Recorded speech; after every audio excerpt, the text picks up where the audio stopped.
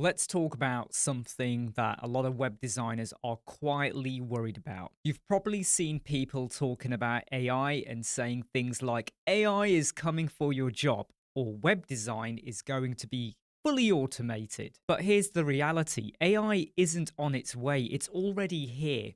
And it's already taking parts of what we used to call our job. That might sound dramatic, but it's the truth. You don't have to look far to see it happening. And the worst thing we can do is pretend that it's not affecting us or that it's just a trend that will fade away. It won't. Now, this video series isn't here to scare you, it's here to give you clarity. Because once you understand what's actually changing, you can start making decisions that keep you ahead of it instead of feeling like you're constantly trying to catch up. So let's break it down clearly.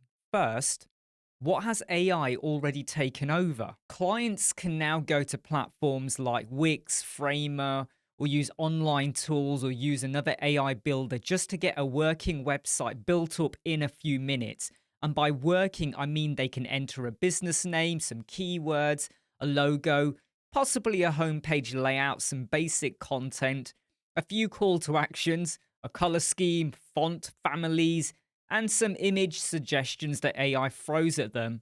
And then they will have a site live before they've even finished their coffee. And no, it's probably not going to be an amazing website. It's not going to be strategic. It's not going to have deep thought behind it. But the point is, for some clients, it doesn't have to be. Because for a lot of people starting out, they're not looking for anything amazing. They're just looking for something that gets them online quickly and cheaply. Now, if you're building websites and your offer is based around, I'll create a 5-page website with a contact form and a nice design, then you're now in the same room as an AI tool that can do that instantly. And even though you may be better, the client won't know the difference.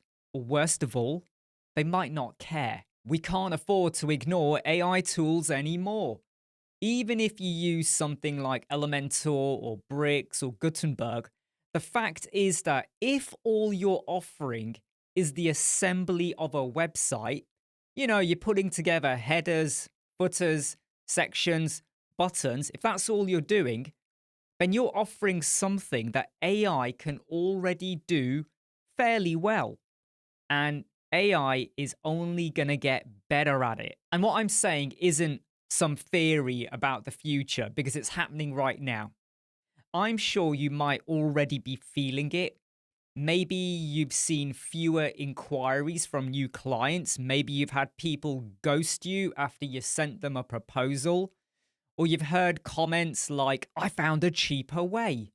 Or I used an AI builder myself and it was so easy and perfectly fine. That's not your fault, but it's a sign that what we used to offer as our main service is probably no longer enough by itself. So does that mean we give up? Absolutely not, because here's what AI can't do. And this is where your future value is going to live. AI can't talk to a business owner and ask the right questions about their goals. It can't spot that their audience is different from what AI thinks it is. It can't see that their homepage confuses people because it's saying 5 things all at once. It doesn't know why a form isn't converting, or why the color choices might be turning people away, or why the mobile version of a layout is laggy, slow, feels awkward for the perfect audience. AI can't offer perspective. It can't dig beneath the surface. It can't say, hang on, you don't need any more pages. Your message is clear enough.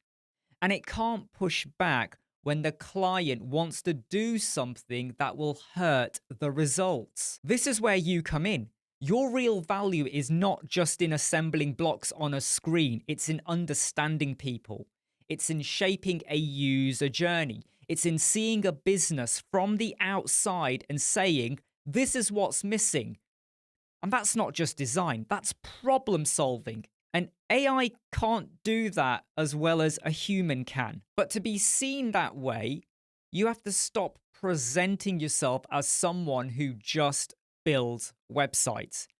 Because if that's how you talk about yourself and your work, then the client will treat you like someone who just builds websites. And that's when the client will say, well, maybe I'll have a go myself. I don't need to use them. This is where you need to reposition how you see yourself. You're not just a builder, you're a guide. You take messy goals, scattered ideas, confusing messages, and you shape them into something that actually works. So instead of saying, I'll build you a 5-page website, maybe start saying something like, I help small businesses turn visitors into clients through a site that builds trust and removes confusion. Because when you present your work in terms of the outcome rather than the tool or the layout, people start to understand why you're different from the thing that they could probably do themselves. It's not just about better design,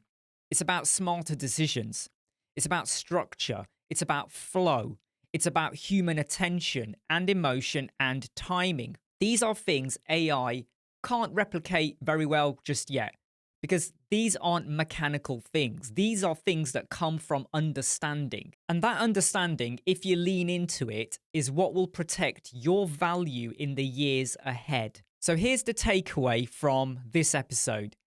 If any part of your service can be done by a machine, then that part is at risk. That's the reality. But the parts that require thought, clarity, judgment, those are still deeply human, and they're not going anywhere. What massively needs to change is how you talk about your work, how you price it, and how you present yourself to clients. In the next episode, we're going to dig deeper into that. Because even if you fully understand your value, there's something else working against you, and that is perception. Clients often don't understand what we do. They still think that we're just dragging websites into a layout. And if we don't help change that perception, we're going to continue to be undervalued, no matter how good we really are. So I'll see you in the next episode, because the reset has only just begun.